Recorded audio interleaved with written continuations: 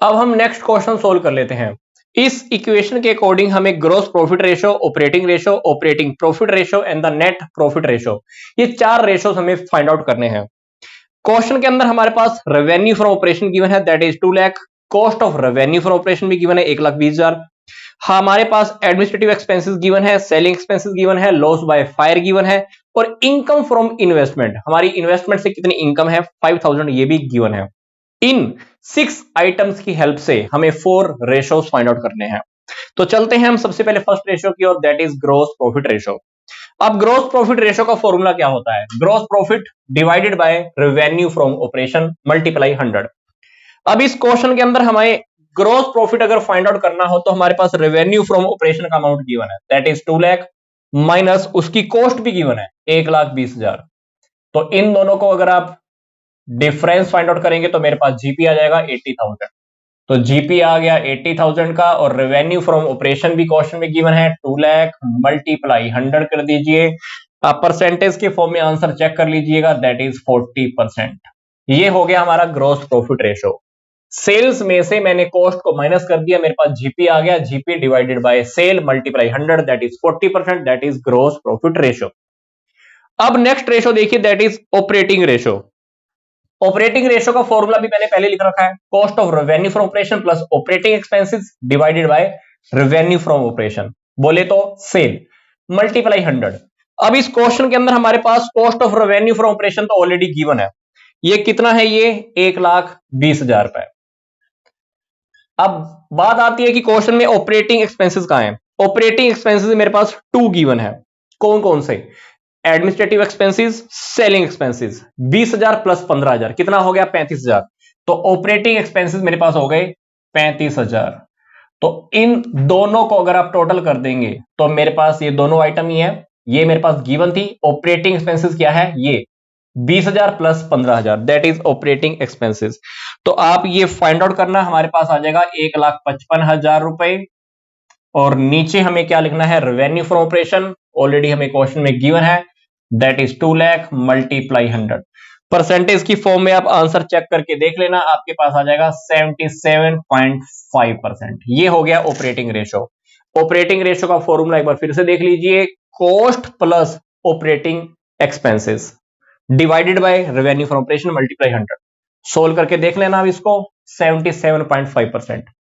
Next ratio है हमारे पास ऑपरेटिंग प्रॉफिट रेशो, जिसका फॉर्मूला है operating profit divided by sales minus multiply 100। तो ये है हमारा ऑपरेटिंग प्रॉफिट रेशो। अब ऑपरेटिंग प्रॉफिट रेशो निकालने के लिए हमको क्या करना होगा? हमें सेल में से cost of revenue from operation minus operating expenses, ये सब मेरे को फाइंड आउट करना होगा। तो यहां क्वेश्चन में आप ये देखिए, हमारे पास सेल का अमाउंट कितना गिवन है? सेल का अमाउंट क्वेश्चन में हमारे पास है 2 लाख। रेवेन्यू फ्रॉम ऑपरेशन इसको बोल सकते हैं। Cost of revenue from operation मैं ऑलरेडी फाइंड आउट कर चुका हूं, 1,20,000 रुपए। ऑपरेटिंग एक्सपेंसेस आपके पास 2 गिवन है, कितने? 20,000 और 15,000, कितने हो गए? ये 35,000। तो ये डिफरेंस आप फाइंड आउट करके देख लेना। तो 2 लाख रुपए में से 1,20,000 और 35,000 दोनों को माइनस कर देना, हमारे पास आ जाएगा 45,000 रुपए का ऑपरेटिंग प्रॉफिट। ऑपरेटिंग प्रॉफिट आ गया हमारे पास। Revenue from operation already given है, 2 लाख मल्टीप्लाई 100। आंसर आप देख लेना, हमारे पास आ जाएगा 22.5%। ये हो गया operating profit ratio. Operating profit ratio मैंने कैसे फाइंड आउट किया है? सेल्स में से आप cost of revenue from operation को माइनस कर देना, फिर ऑपरेटिंग एक्सपेंसेस को भी माइनस कर देना। आपकी बुक्स में ऐसा भी गिवन हो सकता है, जीपी में से आप ऑपरेटिंग एक्सपेंसेस को माइनस कर देना, क्योंकि इन दोनों का डिफरेंस क्या हो गया? जीपी। तो जीपी में से आप ऑपरेटिंग एक्सपेंसेस को माइनस कर देना, बात तो एक ही है, क्योंकि इन दोनों का डिफरेंस क्या होता है? जीपी। तो जीपी में से ऑपरेटिंग एक्सपेंसेस को माइनस कर देना। बट मैंने यहां पर कंप्लीट लिखा है, सेल्स में से कॉस्ट, फिर आपको ऑपरेटिंग एक्सपेंसेस माइनस करने हैं। तो 45,000 का आपके पास आ गया operating profit divided by sales. तो ये आ गया आपका operating profit ratio, that is 22.5%। अब नेक्स्ट रेशो आपको फाइंड आउट करना है, that is net profit ratio.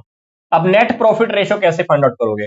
Net profit ratio find out करने के लिए आपने क्या करना है?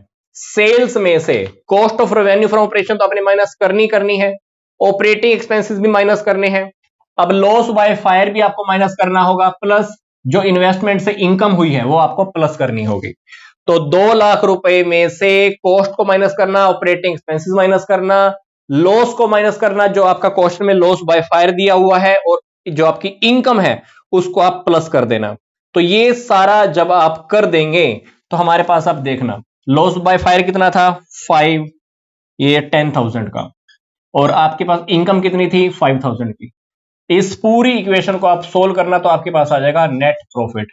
नेट प्रॉफिट आपके पास आ जाएगा ये 40,000 का। इस इक्वेशन को सोल्व कर लेना, 40,000 आ जाएगा आपके पास नेट प्रॉफिट।